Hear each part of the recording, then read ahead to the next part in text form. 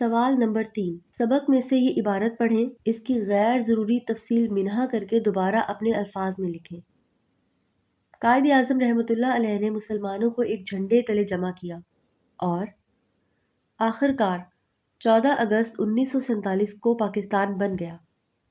پیارے بچوں، یہ عبارت 67 اور 68 صفحے پر موجود ہے۔ آپ نے اس عبارت میں سے غیر ضروری تفصیلات منہا کر کے عبارت دوبارہ اپنے الفاظ میں لکھنی ہے۔ سوال نمبر 4، دیے گئے لطائف پڑھیں اور بتائیں کہ ان میں دانش کی کون سی بات پوشیدہ ہے۔ استاذ نے شوکت کے ساتھ ایک نئے بچے کو دیکھ کر پوچھا، یہ آپ کے ساتھ کون لڑکا ہے؟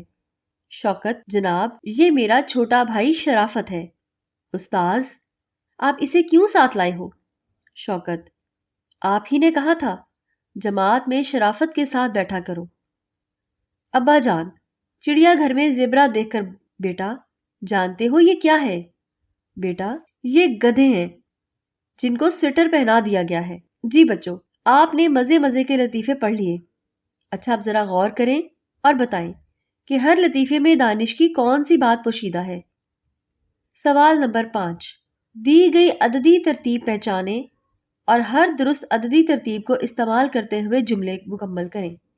الف، پاکستان کا یوم آزادی منایا گیا۔ 75واں، 75ویں، 75ویں۔ اس کا درست جواب ہوگا 75واں۔ پاکستان کا 75واں یوم آزادی منایا گیا۔ بے، باغ کا درخت سوکھ گیا ہے۔ 20ویں، 20واں، 20ویں۔ اس خالی جگہ میں لگے گا 20واں۔ باغ کا 20واں درخت سوکھ گیا ہے۔ جیم، قطار میں کھڑی لڑکی فاطمہ ہے۔ 24واں، 24ویں، 24ویں۔ اس خالی جگہ میں لگے گا 24ویں۔ قطار میں کھڑی 24ویں لڑکی فاطمہ ہے۔ دال، ہم نے رمضان کا روزہ رکھا۔ 30واں، 30ویں، 30ویں۔ اس خالی جگہ میں لگے گا 30واں۔ ہم نے رمضان کا 30واں روزہ رکھا۔ ہے، دادا جان اپنی سالگرہ منا رہے ہیں۔ سواں، سویں، سویں۔ اس خالی جگہ میں لگے گا سویں۔ دادا جان اپنی سویں سالگرہ منا رہے ہیں۔ سوال نمبر 6، درج ذیل خاکے کی مدد سے یونین کونسل کے ناظم کے نام درخواست لکھیں جس میں محلے میں صفائی کے ناقص انتظامات کی طرف توجہ دلائیں۔ پیارے بچوں، آپ درخواست لکھنا پہلے ہی سیکھ چکے ہیں۔ آپ کوئی بھی درخواست آسانی سے لکھ سکتے ہیں۔ یہ درخواست تو ویسے بھی آسان ہے کیونکہ اس میں درخواست کا خاکہ دیا گیا ہے۔ خاکے کی مدد سے آپ آسانی سے درخواست لکھ سکتے ہیں۔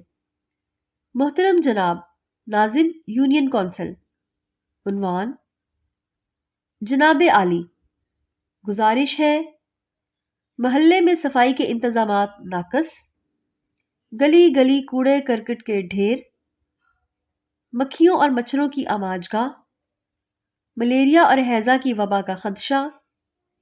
گزارش، محلے میں صفائی کرنے والے عملے کی مستقل تعیناتی۔ آپ کی نوازش ہوگی۔ درخواست گزار، تاریخ۔ پیارے بچوں، آپ کو یاد ہے نا کہ مضمون کیسے لکھا جاتا ہے؟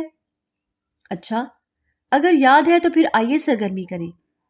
سوال نمبر 7، میرے استاذ کے موضوع پر مضمون لکھیں جو کم از کم 12 سے 15 جملوں پر مشتمل ہو۔ پیارے بچوں، ہم نے سبق کا ایک اور حصہ مکمل کر لیا ہے۔ اب آئیے سبق کے اگلے حصے کی طرف۔